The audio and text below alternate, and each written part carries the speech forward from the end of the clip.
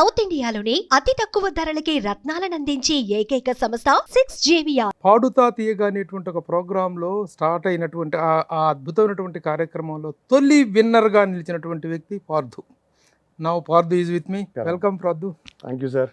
సిరివెన్నెల సీతారామ శాస్త్రి గారి మీద ఈ కార్యక్రమం చేయడానికి ఎలాంటి ప్రేరణ, కారణం ఏంటి, అది ఎలా ఇనిషియేట్ అయిందని చెప్పండి ఫస్ట్. నేను పాడతాను బాబాయ్ అంటే వద్దురా అబ్బాయి అని. ఇప్పటికీ చాలా ఇన్స్ట్రుమెంట్స్ మీద చెన్నై నుంచి తెచ్చుకోవాల్సినటువంటి పరిస్థితి. ఇప్పుడు అది ఎప్పుడు డెవలప్ అవ్వలేదు. పార్థు పాడుతా తీయగా అనేటువంటి ఒక ప్రతిష్టాత్మకటువంటి స్టేజ్ షోలో ఫస్ట్ విన్నర్గా వచ్చిన తర్వాత సెన్సేషన్ క్రియేట్ చేయడం, కొన్ని పాటలు పాడటం జరిగింది. కానీ తర్వాత ఎందుకో ప్లేబ్యాక్ సింగర్స్గా అంత సక్సెస్ కాకపోవడం కారణం ఏంటి? ఒక మ్యూజిక్ డైరెక్టర్ దగ్గర ఒక గ్రూప్ ఆఫ్ సింగర్స్ ఉంటారు. సింగింగ్లో మోనోపల్లి అనేటువంటిది పోయిందా? సింగర్ గొంతులకి అసలు ఇంపార్టెన్స్ ఇవ్వట్లేదుగా. అంటే ఇప్పుడు ప్రజెంట్గా బెంచ్ మార్క్ క్రియేట్ చేసిన సింగర్ అంటే ఎవరి పేరు చెప్తారు? ఎవ్వరు లేరు. అంటే తెలుగులో ఇన్ని సంవత్సరాలు, ఇన్ని దశాబ్దాల తెలుగు సినిమా సాహిత్యంలో, చరిత్రలో లబ్ధ ప్రతిష్ఠున్నటువంటి గొప్ప గొప్ప గీత రచయితలు చాలామంది ఉన్నారు. కానీ ఇల్లు సిరివెన్నెల సీతారామ శాస్త్రి చాలా గ్రేట్ అన్న ఇదిలో చేస్తున్నారు అనేటువంటి ఒక కామెంట్ నేను వినటం జరిగింది. హాయ్, హలో, నమస్తే and welcome to my show from the bottom of the heart in Suman TV, the India's largest digital media platform. Telugu సినీ సంగీత ప్రపంచంలో పార్థసారథి అనే పేరు చెప్తే ఎవరు అని చిన్నగా తడువుకోవచ్చేమో, కానీ పార్థు అనే మాట వింటే మాత్రం పార్థునా అని చెప్పి ప్రతి ఒక్కళ్ళ బ్రుకటి ముడిపడుతుంది. ఎందుకంటే he is well known to one and all in Telugu film industry. ముఖ్యంగా గాయకులకు, సంగీత దర్శకులకు, రచయితలకు, వీళ్ళందరికీ కూడా అత్యంత ఆప్తుడైనటువంటి వ్యక్తి. అదే కాకుండా 28 సంవత్సరాల క్రితం పాడుతా తీయగా అనేటువంటి ఒక ప్రోగ్రాంలో స్టార్ట్ అయినటువంటి ఆ అద్భుతమైనటువంటి కార్యక్రమంలో తొలి విన్నర్గా నిలిచినటువంటి వ్యక్తి Parthu. Now Parthu is with me. Welcome Parthu. Thank you sir. నమస్కారం. నమస్తే. Really feeling very happy to have you here. ఎందుకంటే ఆ రోజున పార్థు తొలి విన్నర్గా పాడుతా తీయగాలో వచ్చినప్పుడు ఆ చిన్న పిల్లాడుగా 28 సంవత్సరాలు లేదండి, ఇంకా తక్కువే, 21 సంవత్సరాల క్రితం. ఎస్, ఆ రోజు నుంచి ఈ రోజు వరకు కూడా తనకు అద్భుతమైన ప్రస్థానం. అయితే ఇప్పుడు ప్రస్తుతం పార్థును ఇంటర్వ్యూ చేయటం కానీ, పార్థుతో ఈ ఇంటరాక్షన్కి కానీ కారణం ఏంటంటే మహారచయిత, మహాగేయ రచయిత అయినటువంటి సిరివెన్నెల సీతారామ శాస్త్రి గారి ప్రస్థానాన్ని అద్భుతంగా చిత్రీకరిస్తూ ఉచ్ఛ్వాసం నా కవనం అనేటువంటి ఒక గొప్ప కార్యక్రమాన్ని తను చేస్తున్నారు. రామ్ చెరువు గారు, ఒక ఎన్ఆర్ఐ, వీళ్ళిద్దరి సంయుక్త ఆధ్వర్యంలో నిర్వహించబడుతున్న ఈ కార్యక్రమం ప్రపంచవ్యాప్తంగా అద్భుత ఆదరణ పొందుతున్నటువంటి నేపథ్యంలో ఆ కార్యక్రమాన్ని గురించి, at the same time Parthu ప్రస్థానాన్ని గురించి మనం మాట్లాడుకుందాం. Parthu, once again welcome. Thank you sir. ముఖ్యంగా మీకు, సుమన్ టీవీ ప్రేక్షకులందరికీ నమస్కారం. నాకు కూడా చాలా సంతోషం, ఎందుకంటే నేను ఇండస్ట్రీకి వచ్చేటప్పటికే మీరు సీనియర్ మోస్ట్ జర్నలిస్ట్. ఇన్ఫ్యాక్ట్ నా మొట్టమొదటి సినిమా కళ్యాణ ప్రాప్తిరస్తు ఏదైతే ఉందో దానికి కూడా నేనే పిఆర్ఓగా. ఎన్ని ప్రెస్ మీట్లకి వెళ్ళినా మేము దూరంగా నించుంటే మీరు you use to lead. So ఇవాళ I'm so happy that I'm with you. Thank you so much for inviting me here. అయితే పార్థు ప్రస్థానం గురించి మాట్లాడుకుంటే చాలా విషయాలు, చాలా విశేషాలు. సింగర్గా ఒక గొప్ప ప్రోగ్రాంలో విన్నర్గా బయటకు వచ్చిన తర్వాత ఒక ప్లేబ్యాక్ సింగర్గా ఒక గొప్ప జర్నీ ఉంటుంది అనుకున్నాం. అయితే ప్లేబ్యాక్ సింగర్గా ఎంత ఉందో, అట్ ద సేమ్ టైమ్ ఒక మ్యూజిక్లో మల్టిపుల్ టాలెంటెడ్ పర్సనాలిటీగా you have won a lot. ప్రపంచవ్యాప్తంగా కొన్ని వందల వేల ప్రోగ్రాంలు ఇవ్వటం కానీ, అలాగే ప్రైవేట్ సాంగ్స్ దాదాపు 2000కు పైగా ప్రైవేట్ సాంగ్స్. లేదండి, వికీపీడియా బహుశా వాళ్ళు, నేను ఇప్పుడు దాదాపు ఇట్ క్రాస్డ్ 5000 సాంగ్స్, 5000కు పైగా పాటలు. ఓకే, సో ఉచ్ఛ్వాసం నా కవనం అని చెప్పేసి ఆయన మీద ఒక ప్రోగ్రాం చేస్తున్నారు సిరివెన్నెల సీతారామ శాస్త్రి గారుగా. అలాగే సంగీతం నా కవనం, నా ఉచ్ఛ్వాసం అన్నట్టుగా సాగుతుంది మీ ప్రస్థానం. అసలు ఫస్ట్ సిరివెన్నెల సీతారామ శాస్త్రి గారి మీద ఈ కార్యక్రమం చేయడానికి ఎలాంటి ప్రేరణ, కారణం ఏంటి, అది ఎలా ఇనిషియేట్ అయిందని చెప్పండి ఫస్ట్. ఇక్కడ 2 విషయాలు చెప్పాలి. ఒకటి, సిరివెన్నెల సీతారామ శాస్త్రి గారితో నా పరిచయం, అది సినిమా పరిచయం కాదు. నేను కాకినాడలో, మా స్వస్థలము కాకినాడలో, నేను చదువుకుంటున్నప్పుడు దాదాపు 6-7 తరగతులు చదువుకుంటున్నప్పుడు ఆయన కాకినాడలో ఉద్యోగం చేసేవారు. ఓకే. టెలిఫోన్ డిపార్ట్మెంట్లో. మా స్కూల్ ప్రిన్సిపల్ ఆయన చాలా ఫ్రెండ్స్. సో ఆయన ఈవినింగ్ పూట వచ్చి మాకు పాఠాలు చెప్పేవారు. ఆ జర్నీలో ఆయన రాసిన పాటలన్నీ శాస్త్రి గారు ఎక్కడుంటే అందరికీ వినిపిస్తూ ఉంటారు కదా. అప్పుడు ఏ పాట అయితే విశ్వనాథ్ గారు విని ఆయనకు అవకాశం ఇచ్చారో గంగావతరణం, ఆ గంగావతరణం శంకరాభరణం యూనిట్ వచ్చిన సందర్భంలో ఆయన రాయమంటే విశ్వనాథ్ గారిని డైరెక్ట్గా పొగుడుతూ, ఏ వ్యక్తిని పొగుడుతూ రాయడం ఆయనకి ఇష్టం లేక, కానీ అలాగా భగీరథుడిలాగా విశ్వనాథ్ గారు కర్ణాటక సంగీతానికి, శాస్త్రీయ సంగీతానికి, నృత్యానికి ప్రాముఖ్యత కల్పించారు తెలుగు ప్రజల్లో అనే అర్థం వచ్చేలాగా, భగీరథుడు ఎంత తపస్సు అయితే చేస్తే గంగ దివి నుంచి భూమికి వచ్చిందో అలాగే విశ్వనాథుడు తపస్సు చేశారు అనే అర్థం వచ్చేలా గంగావతరణం అని పాట రాశారు. ఫర్ సమ్ రీజన్స్ అప్పుడు ఆ సందర్భంలో ఆయన విశ్వనాథ్ గారికి వినిపించడానికి అవ్వలేదు. ఆ పాట నేర్చుకున్నది మొదట నేనే.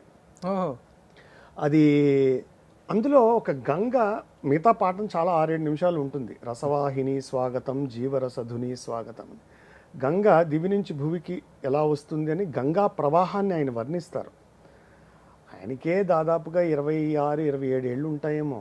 అసలు ఆ రచన, ఆ పదప్రయోగం, ఆ శబ్ద సౌందర్యం, భావం మాట దేరుగు, ఆ అర్థం మాట దేవుడు ఎరుగు. ఇప్పుడు కూడా నాకు కొన్ని పదాలకు అర్థం తెలియదేమో.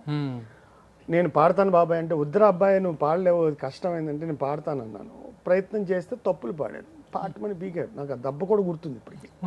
నాకు కోపం వచ్చి నేను ఎంత ప్రాక్టీస్ చేశానంటే మిగతా పాట అంతా మర్చిపోయాను, అది ఒక్కటి గుర్తుంటుంది. ఇప్పుడు పాడిన 1-2 తప్పులు ఉండొచ్చు, కానీ గంగ ఎలా ప్రవహిస్తుంది అనేది ఒక చిన్న ఎగ్జాంపుల్. గంగా కన్నీయ గుండెలు నిండిన రంగోత్తుంగ తరంగ మోదమది, గంగా కన్నీయ గుండెలు నిండిన రంగోత్తుంగ తరంగ మోదమది, నింగిని తాకక పొంగులు వారిన వినూత్న వినోద విలాసలాస్యము, ప్రళయాభీర తరంగి తలీల భయంకర హేల శివంకరు మ్రోల లయించ గజేరగాలలై కలలై ఒడిగా జడిగా పిడుగుల అడుగుల తలబడు నడకల జళంజునిత పదనూపుర ఘోషల కలిత నాట్యగడిత చకచ్చగిత టిల్లతాతనూలది గజ్జుతి సురజరి జజ్జరీనాద సందోళిత దివి వధూటి వచ్చినదే. ఇది ఆయన రాసిన మొట్టమొదటి పాట. తర్వాత 2 ఏళ్ల తర్వాత విశ్వనాథ్ గారి చెవిలో పాడడం, అక్కడి నుంచి ఆయన్ని పిలిపించడం. అది నా అంటే ఇప్పుడు గంగా ప్రవాహాన్ని, విశ్వనాథ్ గారి ప్రస్థానాన్ని ఆయన తెలుగు సినిమా సంగీతానికి చేసినటువంటి విశిష్టం భగీరథుడి ప్రయత్నం, అదే భగీరథ ప్రయత్నం లాంటి దాన్ని రెండింటిని పోల్చుతూ ఆయన ఎంత గొప్ప చూడండి. ఇప్పుడు పుట్టింటోళ్ళు తరిమేశారు అనే పాటలు రాజ్యం వెళుతున్న సందర్భంలో శంకరాభరణం తీయడం ధైర్యమే కదా. మరి శంకరాభరణం ఫస్ట్ వారం ఎవరు చూడలేదు కదా. అలాంటి సందర్భంలో కర్ణాటక సంగీతం ఏమిటి, మనం వెస్ట్రన్ సంగీతంతో ఏ మాత్రం తీసిపోదు, ఒక రకంగా ఎక్కువే మెట్టుంటుంది. అలాంటి సందేశాత్మకమైన సినిమా తీయడానికి ఎంత గట్స్ ఉండాలి, ఎంత ప్రయత్నం చేసి ఉండాలి అనే ఆ ప్రయత్నాన్ని అభివర్ణిస్తూ కంపేర్ చేస్తూ భగీరథుడు అంత గొప్పవాడు విశ్వనాథ్ గారు మన తెలుగు. నిజానికి అదే ఆయన రాసిన తొలి పాట అనలేదు, ఏదో లలిత సంగీతం చాలా రాసుకున్నారు. ఓకే, ఆ పాట విని ఈయన పిలిపిస్తాం కానీ చేయడం జరిగింది. అలా వెరీ గుడ్, చాలా బాగుంది. అది నా ప్రస్థానం సీతారాం శాస్త్రి గారితో. అయితే ఇప్పుడు ఈ నా ఉచ్ఛ్వాసం కవనం అనే శాస్త్రి గారి ప్రోగ్రామ్ చేయడానికి ప్రేరణ ఏంటి అంటే, మేము ఇదే రామ్ చరణ్ గారు నా మిత్రులు, ఇంకొంత మిత్రులు శృతిలయ ఫౌండేషన్ అని అమెరికాలో ఉంటారు. వీళ్ళందరూ సంగీతం, సాహిత్యం, పాటలు పిచ్చోళ్ళండి బేసిక్గా. విశ్వనాథ్ గారి సినిమాలు పిచ్చివాళ్ళు. విశ్వనాథ్ గారితో ఒక ఆయన జర్నీని ఒకటి టెలివైజ్ చేయాలని ఒక కోరిక పుట్టింది వాళ్ళకి. చాలా రోజులు వాళ్ళని ఆపాను, మీ డబ్బులు పోతే ఎందుకు రావు అంటే, వెంటనే మనకి స్పాన్సర్లు దొరకాలి, దొరక్కపోవచ్చు, ప్రతి మంచి సంగీతం సాహిత్యం అంటే వినేవాడు ఎవడున్నాడు అని. కానీ ఏం పర్వాలేదని, పోయినా పర్వాలేదని దిగారు. అప్పుడు విశ్వనాథ్ గారితో, అప్పుడు హోస్ట్గా నాది మొట్టమొదటి కార్యక్రమం. ఎత్తుకోవడమే సింహంతో మొదలెట్టడం అన్నమాట. But that was a wonderful journey. వాళ్ళకి కూడా నాకు ఒక గౌరవం. విశ్వనాథామృతం. విశ్వనాథుడు ఒత్తులేదు, విశ్వనాథామృతం. విశ్వానికి విశ్వనాథ్ గారు అందించిన నాదం లాంటి అమృతం అనేది విశ్వనాథామృతం అనే దాంతో. అది కూడా ఒక ఛానల్లో టెలికాస్ట్ అయింది. ఇప్పటికీ అన్ని మనకి యూట్యూబ్లో అవైలబుల్గా ఉన్నాయి. ఆ కార్యక్రమానికి నేను చిరంజీవి గారిని, అంటే ఆ విశ్వనాథ్ గారిని ఒక సినిమా తీసుకుని వారితో ఇంటర్వ్యూ చేస్తూ అన్ని డిపార్ట్మెంట్లు, నాట్ జస్ట్ సంగీతం సాహిత్యం, అన్ని డిపార్ట్మెంట్ల గురించి, ఒక సన్నివేశం గురించి ఆయన ఎలా కన్సీవ్ చేశారు, ఆ సన్నివేశంలో డైలాగ్స్ ఎలా వచ్చాయి, ఆయన ఇన్పుట్ ఎలా ఉంటుంది, సంగీత దర్శకుడికి ఇన్పుట్ ఎలా ఉంటుంది, యాక్టర్కి ఎలా ఉంటుంది అన్ని చూసుకుంటూ ఆ సందర్భంలో వారి ప్రెజెన్స్లో ఆ సినిమా గురించి చిరంజీవి గారు లాంటి వాళ్ళతో మాట్లాడాం. జయప్రద గారు, సుమలత గారు, వెంకటేష్ గారు, బాలసుబ్రహ్మణ్యం గారు, సీతారాం శాస్త్రి గారు, వీళ్ళందరితో విశ్వనాథ్ గారి గురించి మాట్లాడమంటే మాట్లాడిన వాళ్ళు ఎవరు ఉంటారు. అలాంటి ఒక భాగ్యలక్ష్మి బంపడ్రా అనేవారు చూడండి చిన్నప్పుడు, అలాంటి అదృష్టం నాది. నేను వాళ్ళతో కంపేర్ చేస్తా ఇవాళకి నథింగ్. సో కానీ ఆ కార్యక్రమాన్ని నిర్వహించే అదృష్టం, తర్వాత ఆ కార్యక్రమం ప్రమోట్ చేసుకోవడం కోసం ఆర్థికంగా మిగతా ఇబ్బందులు ఎదుర్కోవడానికి ఆ కార్యక్రమానికి ప్రచారం కల్పించడం కోసం శాస్త్రి గారు, నేను, రామ్ చరణ్ గారి ఆధ్వర్యంలో అమెరికాలో ఒక టూర్ చేశాం. సిరివెన్నెల అంతరంగం దాని పేరు. అంటే శాస్త్రి గారు రాసిన పాటలన్నీ ఆయన ఎక్స్ప్లెయిన్ చేస్తుంటే నేను పాడడం. ఆ కార్యక్రమం one of its kind program అండి. బయలుదేరినప్పుడు 2-3 ప్రోగ్రాంలని ఎవరు చూస్తారండి అన్నవాళ్ళు కూడా ఉన్నారు. We ended up doing 10 shows in 6 weeks. అప్పుడు మాకు ఆలోచన వచ్చింది, ఈయన అసలు ఫస్ట్ ఆఫ్ ఆల్ ఈయన ట్రెజర్ని భద్రపరచాలి అని.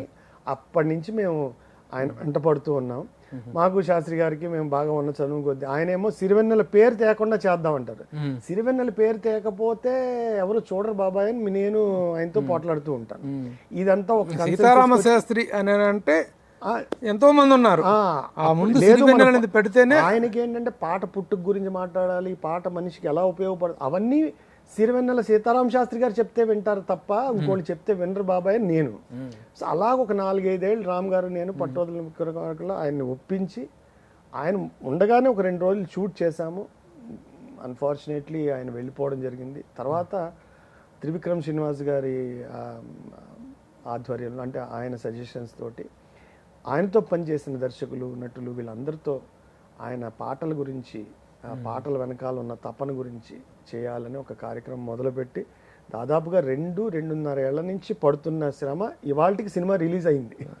ఉచ్ఛ్వాసం నా కవనం, నా ఉచ్ఛ్వాసం కవనం అనేటువంటి కార్యక్రమంలో వివరాలను ఫర్దర్గా మాట్లాడుకోబోయే ముందు, సీతారామ శాస్త్రి గారి నేపథ్యంలో చేశారు కాబట్టి ఒక మంచి పాట, మీరు ఆయన్ని ఇష్టపడేటువంటి వ్యక్తిగా ఆయనలోని పాటలో మంచి పాటతో కార్యక్రమం ప్రారంభిద్దాం. ఇది 2 రకాలుగా అండి. శాస్త్రి గారి అభిమాని నేను, అలాగే శాస్త్రి గారి పాటతో ఇన్స్పైర్ అయిన వేలాది వ్యక్తుల్లో నేను ఒకటి. అలాంటి ఇన్స్పిరేషనల్ సాంగ్స్కి ఆయన పెట్టింది పేరు. పాడుతా తీగాలో నాకు ఆ సిరీస్ విన్ అయినప్పుడు నేను ఫైనల్లో పాడిన పాట కూడా ఇప్పటికీ నాకు చాలా ఇష్టం. సాహసం నా పథం రాజసం నారథం సాగితే ఆపడం సాధ్యమా, పౌరుషం ఆయుధం పోరులో జీవితం కైవసం కావడం కష్టమా, లోకమే బానిసై చేయదా బూడిగం శాసనం దాటడం శక్యమా, నా పదగతిలో ఏ ప్రతిఘటన ఈ పిడికిలిలో తానొదుగునుగా, సాహసం నా పథం రాజసం నారథం సాగితే ఆపడం సాధ్యమా, కానిదేముందినే కోరుకుంటే, వర్డ్స్ గమనించండి సార్, కానిదేముందినే కోరుకుంటే పూని సాధించుకోనా, లాభమేముంది కలకాలముంటే కామితం తీరకుండా.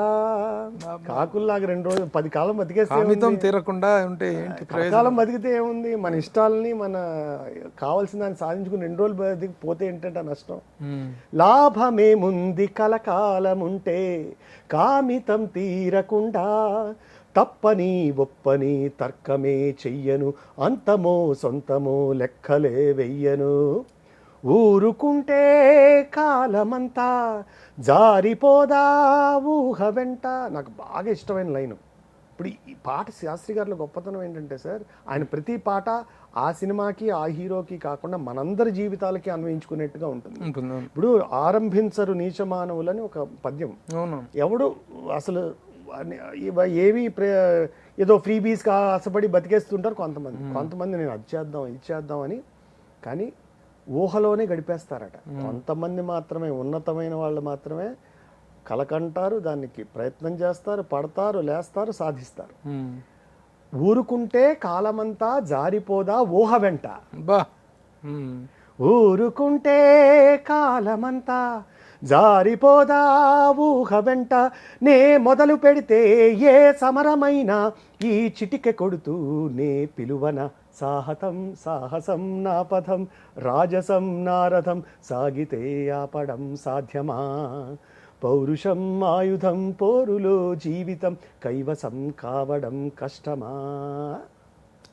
అద్భుతం అండి, అద్భుతం. అయితే దురదృష్టం ఏంటంటే శాస్త్రి గారు రాసినటువంటి ఈ పాట, ఇది ఏ సినిమాలోది అనుకున్నా? మహర్షి సినిమాలోది. ఎస్, ఇదొకటి అంతగా పాపులర్ అవ్వలేదు. అలాగే పట్టుదల అనే సినిమాలో ఒక సాంగ్ రాశారు, ఎప్పుడు ఒప్పుకోవద్దురా ఓరిమి. ఒకసారి అనరా పాట. ఎప్పుడు ఒప్పుకోవద్దురా ఓటమి, ఎప్పుడు వదులుకోవద్దురా ఓరిమి, విశ్రమించవద్దు ఏ క్షణం, విస్మరించవద్దు నిర్ణయం, అప్పుడే నీ జయం నిశ్చయం రా. అంటే పర్సీవరెన్స్ అంటాం కదా, కన్సిస్టెంట్గా పర్సూ చేసేవాడు ఖచ్చితంగా. ఇవాళ మనం చూస్తున్నాం రాష్ట్రాల పరిస్థితులు. చరణం సార్, అది చెప్పాను కదా, మనకి కూడా ప్రతి కామన్ మ్యాన్ అన్వయించుకునేట్టుగా నొప్పి లేని నిమిషమేది జననమైన మరణమైన జీవితాన అడుగు అడుగునా నీరసించి నిలిచిపోతే నిమిషమైన నీది కాదు బ్రతుకు అంటే నిత్య ఘర్షణ. దేహముంది ప్రాణముంది నెత్తురుంది సత్తు ఉంది ఇంతకన్నా సైన్యముండునా. అక్షర లక్షలు ఇవ్వాలి అంటే ఇలాంటి వాటికి మనం ఏదైనా అసలు కాళ్ళు చేతులు దేహం ప్రాణం సైన్యముండునట. ఇవి లేని వాళ్ళకి తెలుస్తుంది, ఉన్నవాడికి కంప్లైంట్ చేస్తూ నాకు ఇంకా అది రాలేదు ఇది లేదు అని చూస్తుంటే లేని వాళ్ళు దానికోసం పోరాడుతున్నారు. మనం అందరం ఎంత అదృష్టవంతులం కదా. ఆశ నీకు అస్త్రమౌను శ్వాస నీకు శస్త్రమౌను దీక్ష కన్న సారథెవరురా నిరంతరం ప్రయత్నమున్నదా నిరాశకే నిరాశ పుట్టదా నిన్ను మించు శక్తి ఏది నీకే నువ్వు బాసటైతే. ఈ రెండు పాటలు ఎంత అద్భుతమైనటువంటి ఈ ప్రబోధాత్మక గీతాలు కాదు, వీటిని స్ఫూర్తి ప్రధానమైనటువంటి గీతాలు ఇవి. సరే, ఆ సినిమాలు పెద్దగా ఇదవకపోయినప్పుడు ఈ పాటలు మాత్రం చాలా గొప్ప. ఇవే కాదు ఆయన పాడిన ఎన్ని పాటలు అండి. మర్యాద రామంలో పరుగులు తీయను పాట. అవును అవును. అలాగే ఇక దీంట్లో అయితే చిరంజీవి గారి రుద్రవీణలో సాంగ్స్ అద్భుతమైన సాంగ్స్. సరే, ఇక మీరు ఈ జర్నీలో ఆయన్ని తీసుకోవడానికి కారణం ఆయనతో ఉన్నటువంటి జర్నీ ముఖ్యం. అయితే ఒక ఆశ్చర్యకరమైనటువంటి విషయం ఏంటంటే అండి, శాస్త్రి గారు చనిపోయినప్పుడు ఇండస్ట్రీలో ఎంతోమంది లబ్ధప్రతిష్ఠైనటువంటి ప్రముఖులు చనిపోయినటువంటి సందర్భాల్లో అంతిమయాత్ర పాల్గొనడానికి చాలామంది రారండి. కానీ శాస్త్రి గారు చనిపోయినప్పుడు వచ్చిన అటెండెన్స్ చూస్తే ఏ రోజు శవాల దగ్గరికి చనిపోయినటువంటి పార్థివ దేహాన్ని చూడటానికి రానటువంటి వాళ్ళు స్టార్స్ మొత్తం ద ఎంటైర్ ఫిల్మ్ ఇండస్ట్రీ వచ్చిందండి. ఆ అటెండెన్స్ చూసిన తర్వాత ఆయన ఏ స్థాయి వ్యక్తి అనేటువంటిది, ఎంతటి మహానుభావుడు అనేటువంటిది, ఆయన పట్ల ఇండస్ట్రీకి ఎంత ఇది అనేటువంటి తెలిసి తెలుగు సినిమా చరిత్రలో ఏ కళాకారుడికి అంతటి అంతిమ వీడ్కోలు, అంత ఘనమైన మనం మెయిన్ ఇది పడితే మన సంగీత రంగం కానీ అదర్ టెక్నీషియన్స్ లో చూస్తే అదే కాదండి. మీరు వారి అంతిమయాత్ర నడుస్తున్నప్పుడు మీరు చూస్తే మామూలు జనాలు రోడ్డు మీద చెప్పులు ఇప్పి దండం పెట్టుకోవడం చూశాను సార్. అంటే ఆయన ఆ ఒక్క చర్య మీరు అన్నట్టుగా అటు హీరోలు అవ్వచ్చు, ఇటు సినిమా ప్రముఖులు ఏ రంగంలో వాళ్ళైనా కావచ్చు, ఏ క్రాఫ్ట్ వాళ్ళైనా కావచ్చు, ఆయన ఎంతమందిని తన పాట ద్వారా తన సాహిత్యం ద్వారా టచ్ చేశారు అనేది. ఇప్పుడు మీరు ఆయన బతికుండగా ఎన్ని ఎపిసోడ్ చేశారు, చనిపోయిన తర్వాత ఎన్ని ఎపిసోడ్ చేశారు? ఇది శాస్త్రి గారితో 2 రోజులు షూట్ చేశామండి. అది దాదాపు 4-5 ఎపిసోడ్స్ జరిగింది ఆయన ఉండగా. ఇప్పుడు తర్వాత చేసినటువంటి ఎపిసోడ్స్లో చాలామంది ప్రముఖులు, ఇంకోటి ఇదే నేను ఇందాక అదే చెప్పబోతున్నాను, ఆయన చనిపోయినప్పుడు ఎంతమంది ప్రముఖులు వచ్చారో ఈ ఎపిసోడ్స్ చిత్రీకరణలో ఆయనతో అనుభవాలు పంచుకోవటం కోసం, ఆయనతో తమకున్న అనుబంధాన్ని పంచుకోవటం కోసం వచ్చిన ప్రముఖుల లిస్టు చూస్తే కూడా కళ్ళు తిరిగిపోయింది. ఎప్పుడు ఇలాంటి ప్రోగ్రాంలకు అటెండ్ అవ్వని వాళ్ళు నాగార్జున గారు, రాజమౌళి గారు, ప్రభాస్. మెయిన్ ప్రభాస్ అసలు మామూలుగా థ్యాంక్ యూ డార్లింగ్ అని వెళ్ళిపోతారు పాపం. ఎందుకంటే తను ఎక్కువగా మాటకారి కాదు, ఎక్కువగా కొంచెం షైగా అవుతాను. అలాంటి తను కూడాను శాస్త్రి గారి పట్ల ఉన్నటువంటి అభిమానంతో గౌరవంతో వచ్చి మాట్లాడటం అనేది చాలా గొప్ప విషయం. మీరు అన్నట్టుగా ఇప్పుడు ప్రముఖులందరూ కూడా వాస్తవానికి వాళ్ళంతట వాళ్ళుగా మేము ఒక ప్రయత్నం చేస్తున్నామని చెప్పగానే ఎంతో ఆప్యాయంగా నాగార్జున గారిని వాస్తవంగా మేము అప్రోచ్ అవ్వడం కూడా భయపడుతుంది. వెంకట అక్కినేని గారు వచ్చారు ముందర. ఎవరైతే ఆ సెట్ మీరు ఇప్పటికీ నన్ను ఆ టెలికాస్ట్ అవుతుంటే శాస్త్రి గారు ఇల్లా అని అడుగుతున్నారు. అవును. మేము మామూలుగా ఇప్పుడు ఉన్న కాలంలాగా 10 ఎల్ఈడీలు డార్జిలింగ్ లైట్స్ అవి కాదు బేసిక్గా. చాలా ఆశ్చర్యంగా అనిపించింది. ఎందుకంటే చనిపోయినప్పుడు ఎంతమంది ప్రముఖులు అయితే వచ్చేసి ఆయనకి నివాళులు అర్పించారో ఆ తర్వాత ఇలాంటి ప్రోగ్రాంలు సాధారణంగా రారు. అల్లది చేసుకున్న మీరే చేసుకోండి అంటారు తప్ప ముఖ్యంగా నేను చెప్పిన నలుగురు పేర్లు చేశారు. నాగార్జున గారు కానీ, ప్రభాసు, రాజమౌళి గారు, వీళ్ళందరూ రావటం. మోరర్ మెగాస్టార్ చిరంజీవి గారు ఆయన వాయిస్ రికార్డ్ చేసి అభినందనలు చేశారు. ఇన్ఫాక్ట్ చిరంజీవి గారు కూడా ఈ కార్యక్రమానికి రాబోతున్నారండి. Hopefully we will be able to get his time. అంతకుముందు వారితో ఒక 2 సార్లు డిస్కషన్ కూడా జరిగింది. మీరు అన్నట్టుగా కేవలం శాస్త్రి గారి మీద గౌరవమేనండి ఇదంతా. మీరు అన్నట్టు ప్రభాస్ గారు చూస్తే ఆయన నాతో మా రామ్ గారు అడిగారు అన్నప్పుడు నేను తప్పకుండా వస్తాను, శాస్త్రి గారు అంటే నాకు చాలా గౌరవం, కానీ నేనేం మాట్లాడను, నాకు సాహిత్యం గురించి అంతా తెలీదు, లేదండి మీరు రండి, మీ ప్రెజెన్స్ అది ఆయనకు ఒక పెద్ద ట్రిబ్యూట్ అవుతుందంటే మీరు అలాంటి తప్పకుండా వస్తానని రావడమే. పార్థు గారు నేను అడుగుతాను ఇప్పుడు శాస్త్రి గారి గురించి నా డౌట్లన్నీ. సరసస్వర జరీ గమనం లాంటి పాటలు రాసిన ఆయన ఇంత వేరియేషన్ ఎలా ఆయన డౌట్స్ అడగడం మొదలెట్ట. నేను కూడా కామెడీగా ఒక లైటర్ పోలేండి సార్, అందరినీ ప్రభాస్ గారిని ఇంటర్వ్యూ చేయాలని ముచ్చటపడతారు, మీరు ప్రభాస్ నన్ను ఇంటర్వ్యూ చేశారని నేను చెప్పుకుంటానులేండి సార్ అని చెప్పాను ఊరికే రైటర్ వేలో. అలాగా ఇదంతా కేవలం శాస్త్రి గారి మీద మీరు అన్నట్టుగా మనిషి లేకపోయినా కూడా ఆయన ఎంతమందిని ఆయన పాటతో ఆయన వ్యక్తిత్వంతో ప్రభావితం చేశారు అనడానికి. ఇది టోటల్గా ఎన్ని ఎపిసోడ్స్ మీరు చేస్తున్నారు? ఇప్పుడు మనము దాదాపుగా హాఫ్ అన్ అవర్ అంటే 30 మినిట్స్ నిడివి 30 మినిట్స్ అంటే 23 మినిట్స్ వస్తుంది.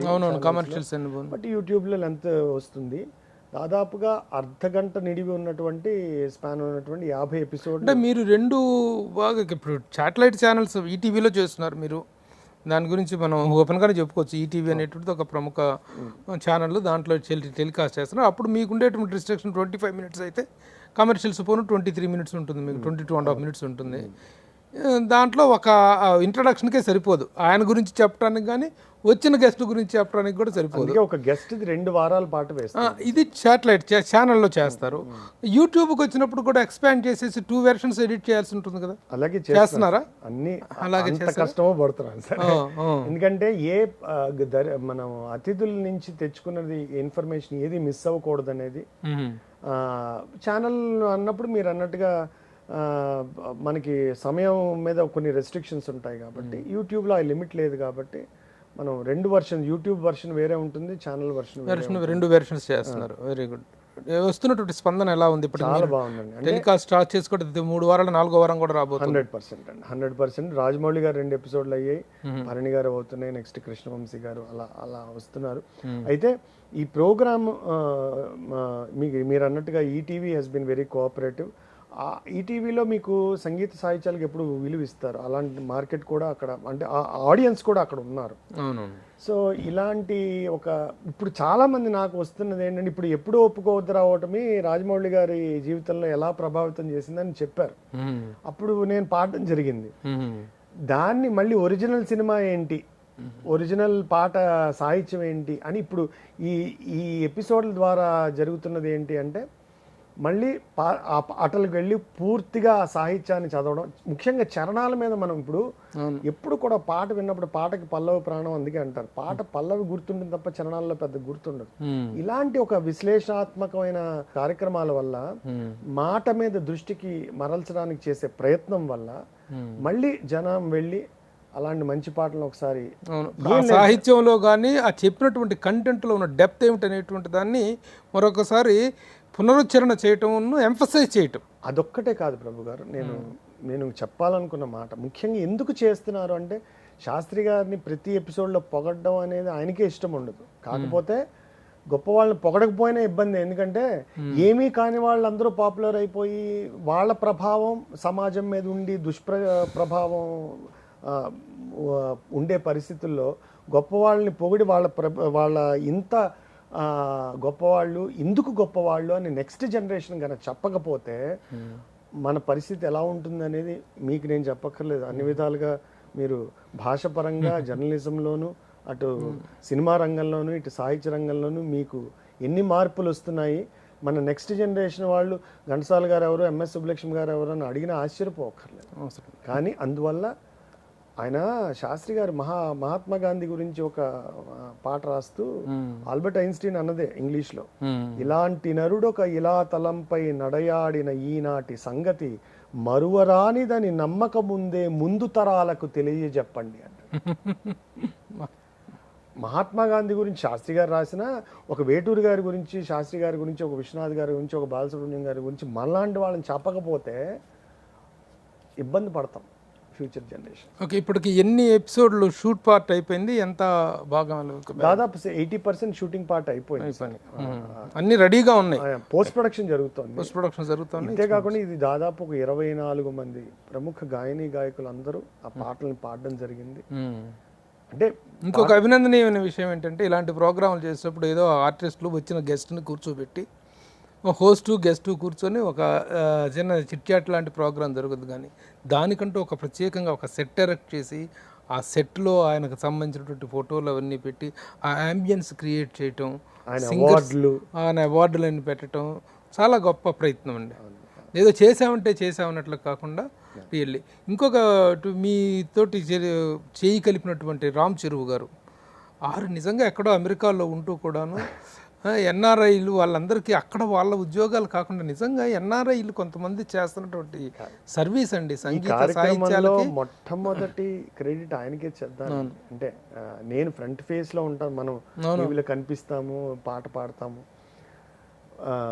ఎన్ని వ్యయప్రయాసలు కోర్చి ఆ కార్యక్రమం చేస్తున్నారు ఆయన.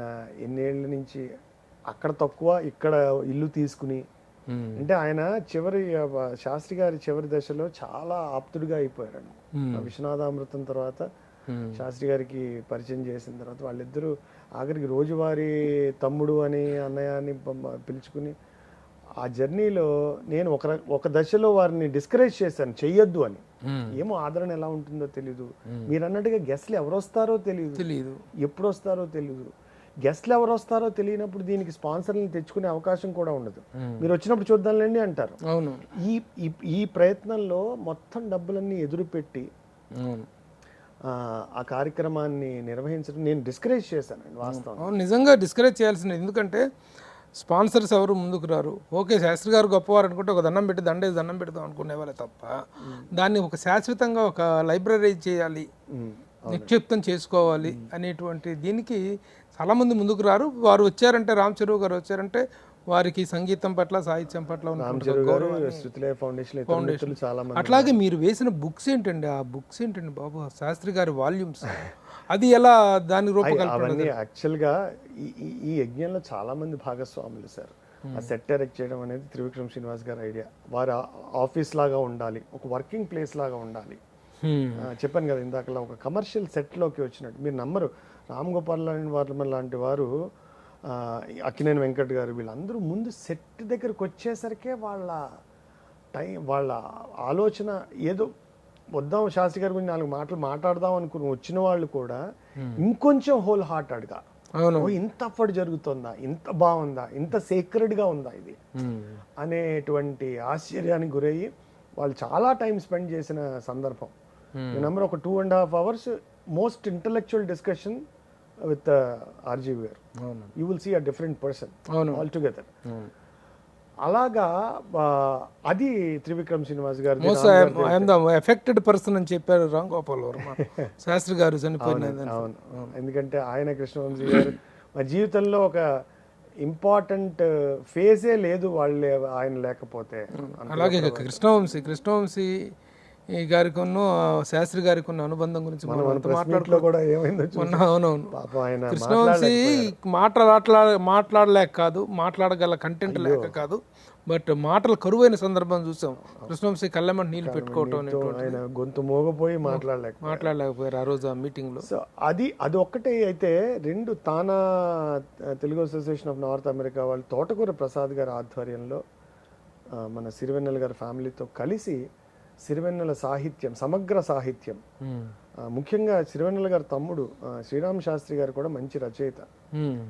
ఆయన ఆధ్వర్యంలో తానావారు ఒక 4 పుస్తకాలు, వాల్యూమ్స్, మామూలు పుస్తకం కాదు, పట్టుకోవడానికి బరువు చాలా 7 కేజీల పుస్తకం అండి అది. 7 కేజీల వాల్యూమ్, ఒక్కో బుక్ ఒక 4 కలిపితే మీరు పట్టుకోలేరు. మొన్న చూపించే నిజంగా అలాగా సినిమాల్లో రానివి కలిపి దాదాపుగా 7 వాల్యూమ్స్ ప్రింట్ చేశారండి. సో ఆ క్రెడిట్ అంతా తానావారికి, తోటకూర ప్రసాద్ గారికి, సిరివెన్నెల ఫ్యామిలీకి, పద్మావతి పిన్ని గారికి అండ్ రాజా మన సాయి వాళ్ళ పిల్లలు, అలాగే శ్రీరామ్ శాస్త్రి గారి బాబాయ్కి, వాళ్ళందరికీ చెందుతుంది. మేమేం చేసామంటే ఈ కార్యక్రమంలో వచ్చిన సరే డబ్బులు తీసుకుని ఎవరు రాలేదు, అలాగని మనం ఒక కళాకారుడు మన కార్యక్రమానికి వచ్చినప్పుడు వారిని ఉట్టి చేతులతో పంపించడం సంస్కారం కాదని చెప్పి ఈ సిరివెన్నెల సాహిత్యము, సమగ్ర సాహిత్యం సెట్స్ని వాళ్ళకి బహుకరించాం సింగర్లతో సహా. అంతకన్నా వాల్యుబుల్ ట్రెజర్ ఏముంటుంది? ఆ విలువ తెలిసింది వాళ్ళే. ఒక గాయకుడు కానీ, ఒక దర్శకుడు కానీ, ఒక ఆ సినిమా ఆయన పాటలకి. సో అందులో భాగంగానే మొన్న అందరికీ బుక్స్ ఇవ్వటం జరిగింది. ఇలాగా ఇన్ని రకాల సమాజంలో ఇన్ని రకాల మందిని ఆయన ప్రభావితం చేశారు సార్. ఇప్పుడు శాస్త్రి గారికి అత్యంత సన్నిహితులు అల్లుడు వరుస అవుతారు అనుకుంటా, త్రివిక్రమ్ శ్రీనివాస్ గారు. ఆయన కాంట్రిబ్యూషన్ ఏంటి దీంట్లో? అదేనండి, ఇప్పుడు ఈ కార్యక్రమం ఒక దశలో వారు వెళ్ళిపోయిన తర్వాత 2 రోజులు షూట్ చేసాం, నెక్స్ట్ మంత్ షెడ్యూల్ ఎప్పుడు అనుకున్నప్పుడు ఆ నెక్స్ట్ మంత్ జరగలేదు, వారు లేరు. మేమైతే చాలా డీలా పడిపోయాం. ఎందుకంటే ఒక 4 ఏళ్ళు అయింది, ఆయన ఒప్పించడానికి 4 ఏళ్ళు పట్టింది. డీలా పడిపోయాం. తీరా ఒప్పుకున్న తర్వాత 2 ఎపిసోడ్స్ 2 నెలల నుంచి వెళ్ళిపోయారు ఆయన. తర్వాత మేము డీలా పడిపోయినప్పుడు నేనైతే పూర్తిగా డీలా పడ్డాను. మళ్ళీ ఆయన పాటలే వెనక్కి వెళ్తే నీరసించి నిలిచిపోతే నిమిషమైన నీది కాదు బ్రతుకు అంటే నిత్య ఘర్షణ, గుర్తు తెచ్చుకోవడం మళ్ళీ లేవడం.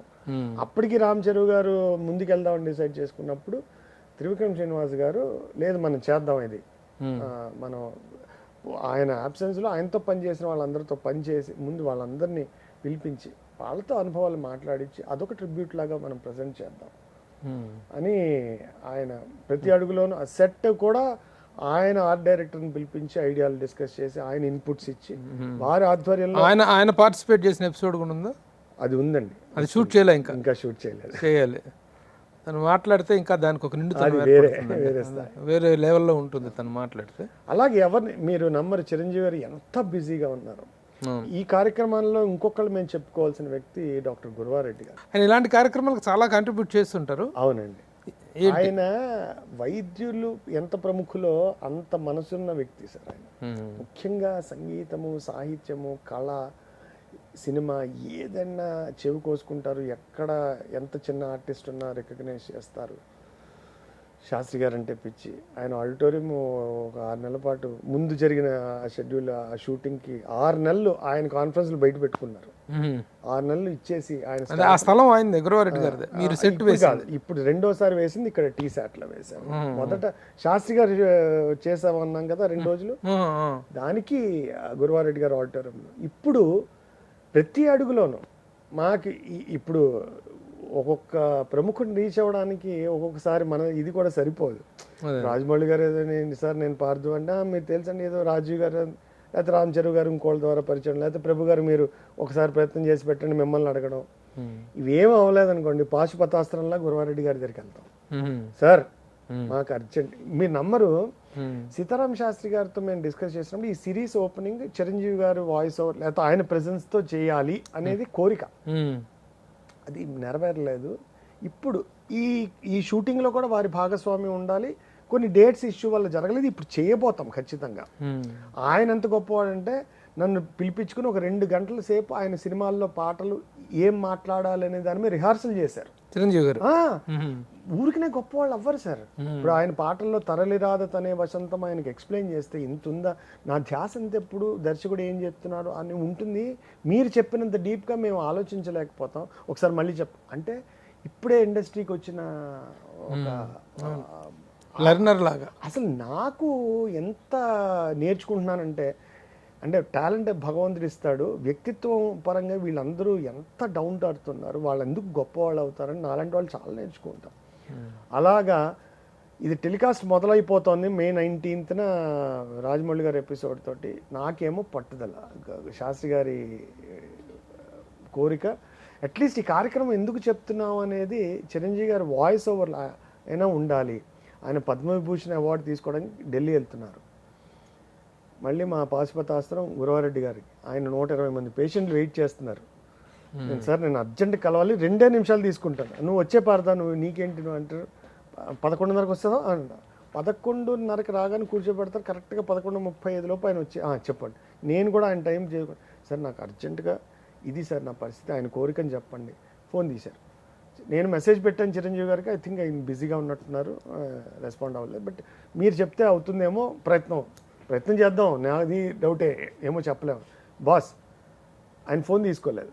మెసేజ్, బాస్ అర్జెంటుగా ఒక మాట మాట్లాడాలి, మీరు ఫోన్ చేయండి అని. ఈయన సరే నేను రెస్పాండ్ అయితే చూద్దాంలే అని, సరే అండి నేను వచ్చాను. నేను కమలాసన్ లాగా స్వాతి ముచ్చ కమలా సార్, గురవారెడ్డి గారికి good morning sir, good evening sir అని పెడుతున్నా. నాకు ఎపిసోడ్ సబ్మిషన్ దగ్గర పడుతుంది. ఆయనేమో నాకు రెస్పాండ్, ఆయన ఫాలో చేస్తాను.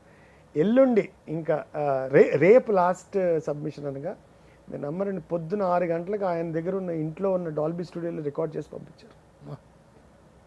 షూటింగ్కి వెళ్తా రికార్డ్ చేసి పంపించారు.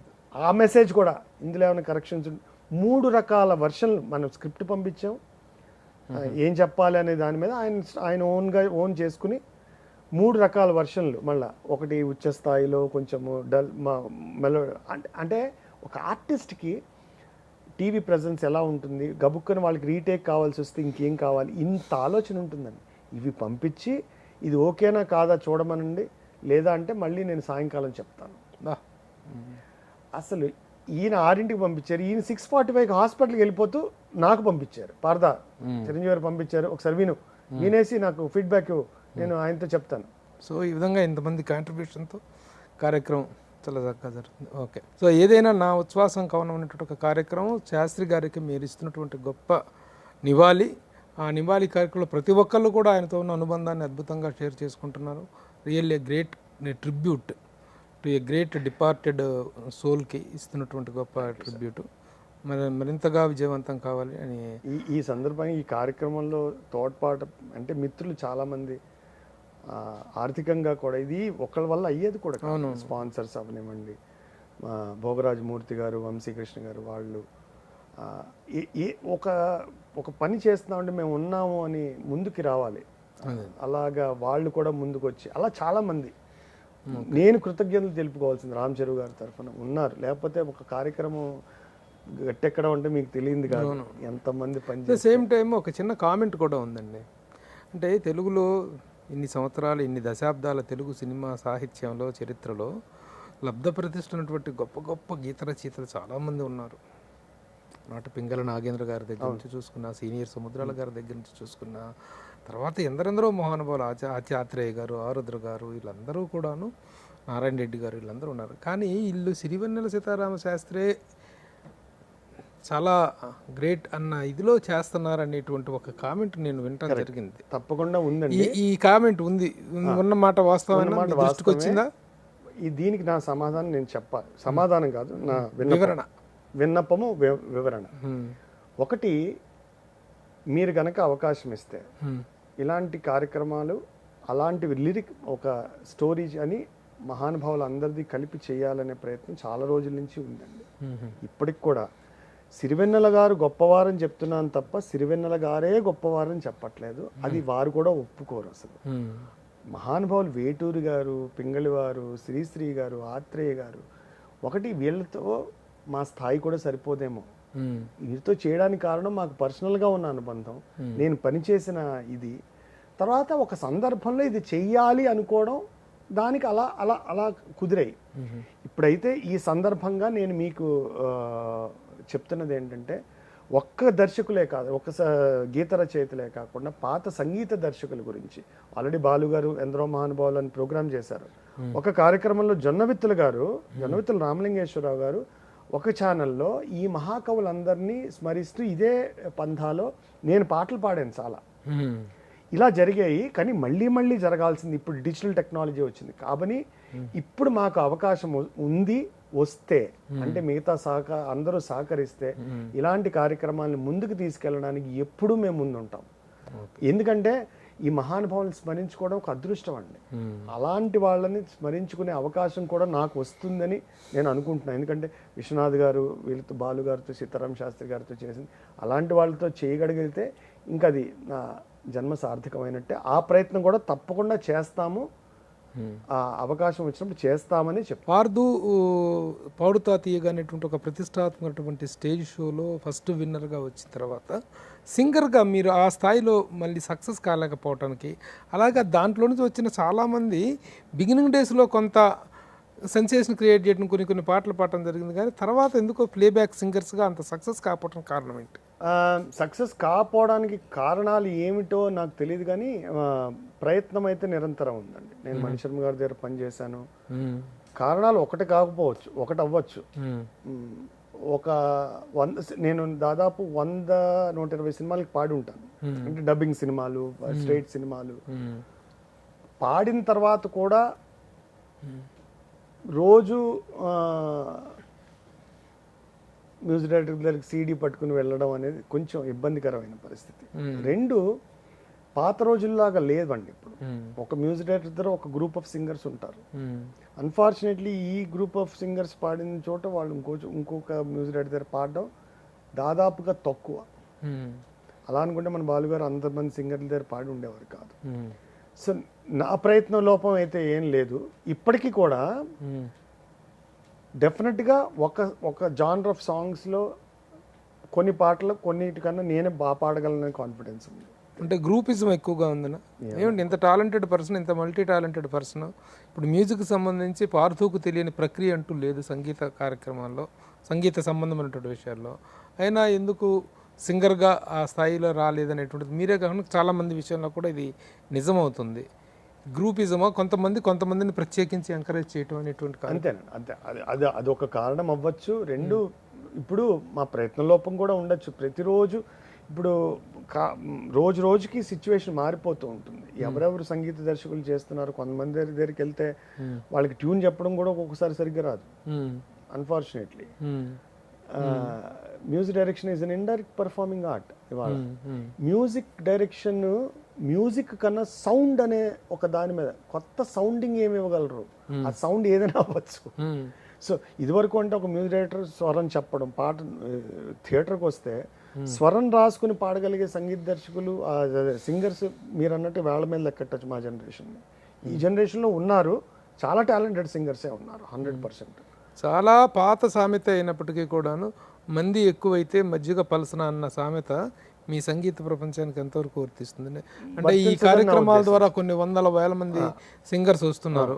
వర్తించదని నా ఉద్దేశం సార్. ఎందుకంటే ఇప్పటికీ కూడా ఒక 2 ఏళ్ల క్రితం ఒక ఛానల్ వాళ్ళు మొత్తం ఇండస్ట్రీలో ఉన్న సింగర్స్ అందరినీ పిలిచి కాంపిటీషన్ పెట్టి గ్రూప్స్కి కాంపిటీషన్, గ్రూప్ లీడర్ల కింద ఒక 6 టాప్ సీనియర్స్ అని సెలెక్ట్ చేశారు. నేను, కల్పన, మల్లికార్జున్, గోపికా పూర్ణిమ, ఇలాగా 6 గ్రూపులు చేసి మా కింద రఘు, కౌశల్, ఇలాగా 6-8 గ్రూపులు చేసి మిగతా నెక్స్ట్ జనరేషన్లో వచ్చిన మన మిగతా సింగర్లు, కృష్ణ, గీత, వీళ్ళందరూ, హేమ, తర్వాత జనరేషన్లో వచ్చిన సాయి చరణ్, హరిణి, వీళ్ళందరూ నెక్స్ట్ పిల్లలు, ఇలా ఒక గ్రూప్లో ఈ 4 జనరేషన్ల వాళ్ళు ఉంటున్నారు. మొత్తం అంతా లెక్కేస్తే 40 మంది ఉన్నారండి. అంటే అర్థం ఏంటి? I'm still one of the best 40 singers this state has produced in the past 20 years. అంతే కదా? అంటే పొగరగా చెప్పట్లేదు సార్. అయితే సినిమా అవకాశము, సినిమా సక్సెస్ అనేది రకరకాల అంశాల మీద ఉంటుంది. ఇప్పుడు సపోజ్ నేను పాడిన పాట ఉన్న సినిమా ఫెయిల్ అయింది అనుకోండి, అదొక నాకు సంబంధం ఉండదు, స్టోరీతో సంబంధం ఉండదు, తీయడంతో సంబంధం ఉండదు. ఈ విషయం మీకన్నా ఎవరికి బాగా తెలియదు కూడా, తెలిసి ఉండక. సో సపోజ్ నేను పాడిన సినిమా ఒకటి ఫ్లాప్ అయింది అనుకోండి, అతను పాడితే సినిమా ఫ్లాప్ అవుతుంది అన్నారు అనుకోండి, నేను ఏ రకంగా రెస్పాన్సిబుల్ దానికి? సో అందుకని అదొకటి. రెండు, మనసు చంపుకుని కొన్ని చోట్ల పని చేయలేకపోవచ్చు. సో అందుకని నాలాంటి వాడు ఏం చేస్తాడు, అలానే మ్యూజిక్లో వదలకుండా మ్యూజిక్లోనే ఉన్నాను ఇప్పటికీ. ఇవాళకి మీరన్నమాట పార్దుకు నేను అదే పాడుతా తీగ సెలక్షన్ కమిటీలో ఉన్నాను, 12 దేశాల్లో పర్ఫామ్ చేశాను. నిన్నే వచ్చాను దోహా నుంచి పాడి. సో ఇప్పుడు నెక్స్ట్ జనరేషన్కి ఏం చేయాలని ఉన్నాను. ఇప్పుడు 2 సినిమాలు మ్యూజిక్ చేస్తున్నాను, ఇలాంటి టెలివిజన్ షోస్ హోస్ట్ చేస్తున్నాను. So I'm doing what I like. Okay. If a stardom comes my way, that's a different story. Okay, ఇప్పుడు సింగింగ్లో మోనోపల్లి అనేటువంటిది పోయిందా? ఒక బాలు, ఒక ఘంటసాల గారు, ఒక బాలు గారు, ఒక సుశీల గారు, ఒక చిత్ర గారు, ఒక జానకి గారు, ఇలాంటి నేమ్స్ ఇప్పుడు లేకుండా ఎవరెవరు పాడుతున్నారో కూడా గుర్తు తెలుసుకొని ఆ పాట హిట్ అయితే ఎవరు పాడారనుకోవటం తప్ప పాట సింగర్ ద్వారా పాట హిట్ అవ్వటం, సింగర్కి అది రానిటువంటిది పోయింది. ఎందుకంటే సింగర్ గొంతులకి అసలు ఇంపార్టెన్స్ ఇవ్వట్లేదుగా. ఇవ్వట్లేదు. ఆటో ట్యూనర్ వేసేస్తే బాలుగారు పాడిన ఒకటే, నేను పాడిన ఒకటే. సో ఆటో ట్యూనర్లు మిగతా సాఫ్ట్వేర్లు వేసేసి, నేను చెప్పాను కదా సౌండింగ్ అంటున్నారు.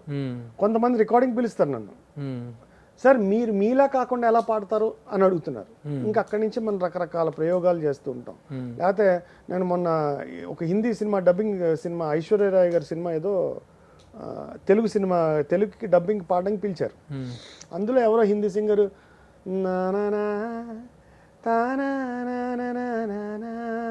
అని ఓ పాట ఉంది. వాళ్ళు నన్ను పిలిచారు కానీ భయపడుతున్నారు. వాళ్ళకి అలా కావాలి.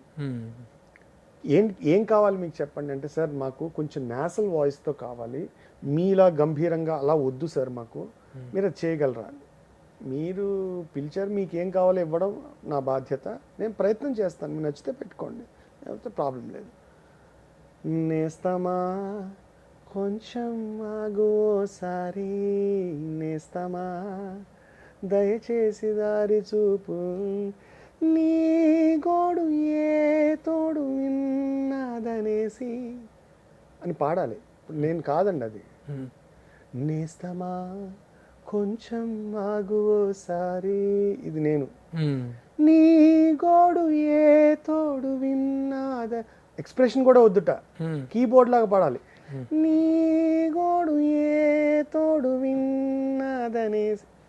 పెద్ద కష్టమేం కాదు సార్, అసలు విషయం ఉన్నవాడికి. అంటే గొంతుక అనేటువంటిది కూడా ఇన్స్ట్రుమెంట్ లో భాగం అయిపోయి పాడాక ఆ పాట మీరు వినిపిస్తే ఎవరు పాడారని అడుగుతున్నారు నన్ను. ఎవరో అక్కర్లేదు, నా ఫ్యామిలీలో నా కజిన్స్ వినిపిస్తే ఒరే నేనే పాడాను రా అంటే చెప్తే కానీ తెలియదు. అలాగా సింగర్కి ఐడెంటిటీ ఉన్నా కూడా వద్దు అని తీసేసే పరిస్థితుల్లో మనం ఉన్నాం పరిస్థితి. అంటే ఇప్పుడు ప్రజెంట్గా ఒక రిమార్క్, బెంచ్ మార్క్ క్రియేట్ చేసిన సింగర్ అంటే ఎవరి పేరు అని చెప్తారు? ఎవరు లేరు. మీరు ఎవరు 2 పాటలు కానీ ఎవరు పాడరుగా. 2-3 పాటలు హిట్ అయితే అంతే, ఆ పాటలు పాడతాము. ఆ పాటలు పాడిన తర్వాత ప్రపంచంలోని తెలుగు అసోసియేషన్లు అందరూ మమ్మల్ని పిలుస్తారు, ప్రోగ్రాంలు చేస్తాం. 2 పాటలు పాడాక వాళ్ళ పాట డిఫరెంట్గా ఉండడం కోసం వాళ్ళే మనకి ఇంకో పాట ఇవ్వరు. ఇప్పుడు ఏమవుతుందంటే సింగర్ అనేవాడు ఒక వాహికలాగా, అతని గొంతులోంచే వస్తుంది. ట్యూన్ సేమ్ ఉన్నా కూడా గొంతు కొత్తదైతే పాట కొత్తగా వినిపిస్తుంది. ఇప్పుడు ఈ బ్యాండ్స్ అనేవి కొత్తగా వచ్చినాయి, మీరేమో ఎక్కువగా ప్రోగ్రాంలు ఇస్తుంటారు, ప్రపంచవ్యాప్తంగా తిరుగుతున్నారు, అద్భుతమైనటువంటి ప్రోగ్రాంలు కొన్ని వందల వేల ప్రోగ్రాంలు చేశారు, ప్రపంచం అంతా ఇచ్చారు మీరు. ఈ బ్యాండ్స్ అనేవి వచ్చిన తర్వాత సినిమా మ్యూజిక్ డైరెక్టర్స్కి, సినిమా పీపుల్కి, బయట బ్యాండ్స్కి మధ్య తేడా ఏంటి? Who is getting much work అంటే ఏం చెప్తారు? సార్ బ్యాండ్లో ఏం చేస్తున్నారు? సినిమా పాటలే కదా పాడేది, కాకపోతే నించిన పాటలేదు, డాన్సులు చేస్తూ జనాల్లో వెళ్ళి పాడుతున్నారు. ఆ పాడడంలో సాహిత్యం కరెక్ట్గా పాడుతున్నారా, శృతి కరెక్ట్గా ఉందా, ట్యూన్ కరెక్ట్గా పాడుతున్నారా అవసరం లేదు ఎవరికి, రిథమ్ నడుస్తుంది. అయితే ఆ బ్యాండ్లో కూడా క్వాలిటీ మెయింటైన్ చేసే సింగర్లు ఇప్పటికీ ఉన్నారండి. అయితే it is a different format అంతే. ఇప్పుడు పాటను ప్రజెంట్ చేసే విధానం మారుతోంది. ఇప్పుడు పూర్తి పాట ఎవరికి వినే ఓపిక లేదు సార్. ఇప్పుడు టెస్ట్ మ్యాచ్ నుంచి క్రికెట్ ఎలా అయితే రూపాంతరం చెంది వన్డే అయింది, T20 అయింది, రేపు ఎల్లుండి T5 వస్తుంది. అలాగే ఇప్పుడు పాత పాటలు ఉంటే 2 చరణాలు 3 చరణాలు ఉండేవి. ఆల్రెడీ మన సినిమాల్లో పల్లవి చరణంగా వచ్చేసాం మనం, నెక్స్ట్ పల్లవే ఉంటుంది. అలాగా స్టేజ్ ప్రోగ్రాముల్లో బ్యాండ్ అనేది ఒక నామం మాత్రం వేరే సార్. కీబోర్డ్ కూర్చునే వాయించేవాడు నించుని స్టాండ్ పెట్టుకు వాయిస్తున్నాడు, అదే ప్లేయరు. సింగర్ లాల్చి పైజామా వేసుకునేవాడు కోటు బేజరు లేకపోతే స్టోన్ జీన్స్ వేసుకుంటున్నారు. ఇదివరకు ప్రార్థన సరస్వతీదేవి ప్రార్థన ఏ సంగీత సాహిత్యతో మొదలెట్టేవారు, ఇప్పుడు కాలంగా అనుగుణంగా మొదలెడుతున్నారు. అలాగే కానీ దాంట్లో కూడా ఎంతో క్రియేటివిటీ చూపిస్తే సింగర్లు బ్యాండ్స్ ఉన్నాయి. ఇప్పుడు రెహమాన్ పాటలు తీసుకుంటున్నారు, మెడ్లీ లాగా చేస్తున్నారు. ఈ కాలానికి ఏం నచ్చింది? ఇప్పుడు దోశ ఉండేది సార్ మనకి పాతకాలంలో, దోశలు 2 రకాలు, ఒక ప్లెయిన్ దోశ, ఒక 3 పోనీ ఆనియన్ దోశ, మసాలా దోశ అని పాత ఉంటే. ఇవాళ ఎన్ని రకాలు? 120 రకాల దోశలు ఉన్నాయండి. అందులో అడ్డమైనవన్నీ వేస్తారు, దోశ అంటారు. అందులో కొన్ని బాగుంటాయి కూడా. సో అలాగా కాలంతో పాటు ఆడియన్స్కి ఏం నచ్చుతుంది అనే విషయం మీద రీసెర్చ్ చేసి ఆ పాటను వేరే రకంగా కొత్త రకంగా ప్రమోట్ చేయడం, ప్రజెంట్ చేయడం అనేది బ్యాండ్. అంతకన్నా ఈ కొత్తగా ఏం లేదు. కాకపోతే డెఫినెట్గా ఈ ఫామ్కి ఇప్పుడు ఆదరణ ఉంది. ఈవెన్ ఇన్ మీకు యునైటెడ్ స్టేట్స్లో కూడా ఈ బ్యాండ్ కల్చర్ వచ్చేసింది. సంగీత ప్రపంచం అనేటువంటిది ఈ హైదరాబాద్లోను చెన్నైలోను అనేటువంటిది ఇది కొంతకాలం నడిచింది కదా, అక్కడ నుంచి పూర్తి స్థాయిగా సంగీత ప్రపంచం ఇక్కడికి వచ్చిందా, మ్యూజిక్ ఇన్ఫ్రాస్ట్రక్చర్ అనేటువంటిది. ఇప్పుడు ఇక్కడ పూర్తి స్థాయి ఈ ఇన్ఫ్రాస్ట్రక్చరల్ స్ట్రెంగ్త్ పెరిగిందని మీరు నమ్ముతారా? 100%. ఇప్పుడు కాదు సార్, ఆల్మోస్ట్ ఇప్పుడు బయట నుంచి తెచ్చుకోవాల్సిన అవసరం లేదా? చెన్నై నుంచి ఇప్పటికీ చాలా ఇన్స్ట్రుమెంట్స్ మీద చెన్నై నుంచి తెచ్చుకోవాల్సినటువంటి పరిస్థితి ఉందండి. అంటే కొన్ని ఉన్నాయి సార్, వైలన్ ప్లేయర్లు మనకి, వైలన్స్, షెల్లోస్ అలాంటివి ఇప్పుడు కాదు, ఎప్పుడు డెవలప్ అవ్వలేదు. ఇప్పుడు వాటి అవసరం కూడా లేదు. ఓకే, వైలెన్స్ లైవ్ లేదు కదా, కీబోర్డ్లోనే వచ్చేస్తున్నాయి రిచ్గా. సో ఇప్పుడు అంత అవసరము లేదు. అవసరం ఉన్న ఏదో పెద్ద బడ్జెట్స్ ఉన్న కోట్ల రూపాయల బడ్జెట్లు ఉంటే అప్పుడు చెన్నైకి వెళ్తున్నారు, లేకపోతే కొంతమంది బాంబేకి వెళ్ళి మిక్స్ చేసుకుంటున్నారు. ఇక్కడ కొన్ని ఇన్స్ట్రుమెంట్లు డెవలప్ అవ్వనమాట వాస్తవమే, కానీ ఇప్పుడు అంత డర్త్ అయితే లేదు. అది మ్యూజిషియన్స్ పరంగా అవ్వచ్చు, స్టూడియోస్ పరంగా అవ్వచ్చు. సరే, సింగర్లు అయితే మన తెలుగు వాళ్ళే అన్ని ఏలుతున్నారు వాస్తవంగా. మ్యూజిక్ అనేటువంటిది, పాట అనేటువంటిది సంగీత దర్శకుడు, రచయిత, గాయకుడు,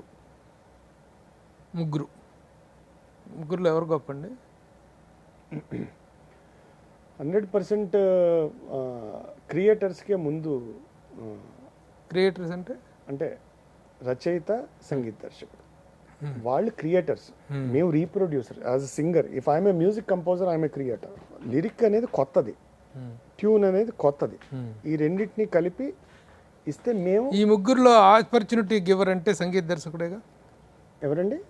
ఆపర్చునిటీ ఇచ్చేటువంటి, అవకాశం ఇచ్చేటువంటి వ్యక్తి అంటే గాయకులకు కానీ, గీత రచయితలకు కానీ, సంగీత కళాకారులకు కానీ.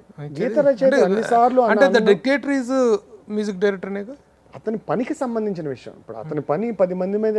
ఇప్పుడు నేను మ్యూజిక్ కంపోజర్ని, నేను ట్యూన్ చేసే కానీ అవ్వదు. నాకు ఒక కీబోర్డ్ ప్లేయర్ ఉండాలి, ఒక రికార్డింగ్ స్టూడియో ఉండాలి, ఓ సింగర్ ఉండాలి. రచయితకి పెన్ పేపర్ ఉంటే చాలు.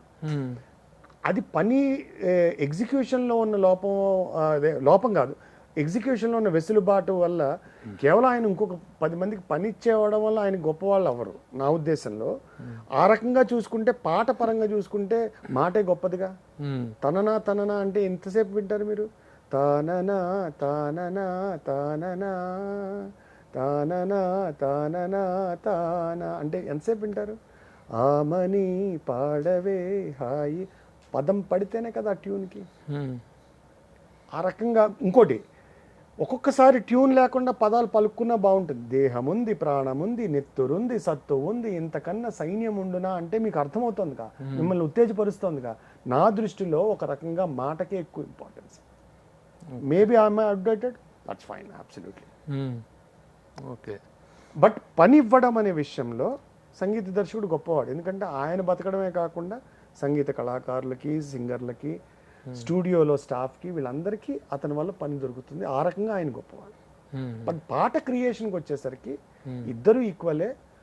మీరు దాన్ని కూడా తరిచి అడిగితే మాటకి ఎక్కువ ఓటేస్తాను. అది ఓటు మాత్రమే. నా ఓటు ఎవరికైనా వేయచ్చు, మీరు ఓటు ఎవరికైనా వేయచ్చు, డిపెండ్స్ అభిప్రాయం. Okay okay. ఇప్పుడు పార్థు ఎలా సర్వైవ్ అవుతున్నాడు? యాజ్ ఎ మ్యూజిక్ డైరెక్టర్ గానా, స్టూడియో అధినేత గానా, సింగర్ గానా, ప్రోగ్రాములు చేసేటువంటి ప్రోగ్రామిస్ట్ గానా, టూర్స్ చేస్తున్నటువంటిదిగా, what is the area you are surviving? మీరు చెప్తున్నా అన్నీ చేస్తున్నాను. అండ్ అన్నిటినీ మించి ఒక మంచి మ్యూజిషియన్గా గుర్తింపు ఉంది. ఇవన్నీ చేసేది ఒక మ్యూజిషియన్గానే కదా.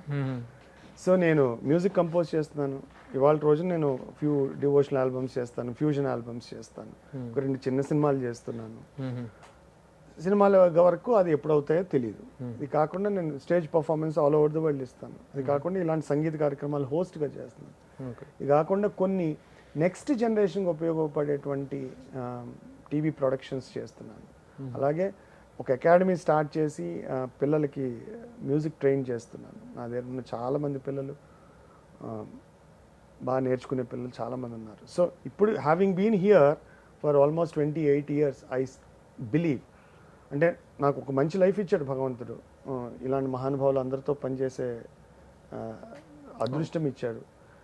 ఒక మ్యూజిక్ కంపోజర్గా, ఒక స్టేజ్ పర్ఫార్మర్గా నేనే చాలామంది గత 20 ఏళ్ళుగా పని ఇస్తూ ఉన్నాను. చిన్నదో చితకదో ఏదో ఒకటి. ఒక స్టూడియో రన్ చేస్తున్నాను 23 ఏళ్ళుగా. అందులో ఒక స్టాఫ్ పని చేస్తున్నారు. సో వాళ్ళకి ఎంతో కొంత ఇది. అలాగే నాకెంతో మంది పని ఇచ్చారు. అలాగా ఆ లెగసీని కంటిన్యూ చేస్తూ నెక్స్ట్ జనరేషన్ వాళ్ళకి కొన్ని వాల్యూస్, నేను కొంతమంది మహానుభావులతో పనిచేసే అదృష్టం ఒకరోజు కాదు, 2 రోజులు కాదు, దాదాపు 2 దశాబ్దాల పైన బాలు గారితో, విశ్వనాథ్ గారితో, శాస్త్రి గారితో, వేటూరి గారితో ఒక 6-8 సంవత్సరాలు పనిచేశాను. వీళ్ళందరి దగ్గర నేర్చుకున్నది ఏంటి అనేది మళ్ళీ వాళ్ళతో పనిచేసే అవకాశం నెక్స్ట్ జనరేషన్ వాళ్ళకి వస్తుందో లేదో తెలియదు. సో వాళ్ళ దగ్గర నేర్చుకున్నది ఎంతో కొంత నెక్స్ట్ జనరేషన్ వాళ్ళకి ఇచ్చే ప్రయత్నం చేస్తున్నాను.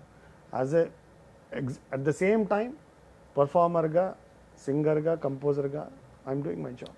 Very good. చివరిగా వాట్ అబౌట్ యువర్ ఫ్యామిలీ? మీ ఇంట్లో ఎవరైనా ఉన్నారా సంగీతం నుంచి? మీ పిల్లలు కానీ ఎవరైనా వచ్చేవాళ్ళు ఉన్నారా? యా, నాకు 2 అబ్బాయిలండి. నా వైఫ్ సాఫ్ట్వేర్ ఇంజనీర్గా చేసి రిటైర్ అయిపోయి, ఐ మీన్ వాలంటీర్ రిటైర్ అయిపోయింది, కొడుతుంది, ఎడిట్ చేయండి. తను రిజైన్ చేసి షీఈస్ డూయింగ్ సమ్ వైల్డ్ లైఫ్లో వాలంటీర్ ప్రాజెక్ట్స్ ఏవో చేస్తుంది. పెద్ద అబ్బాయి చిన్నప్పటి నుంచి మ్యూజిక్లోనే ఉన్నాడు. ఓకే.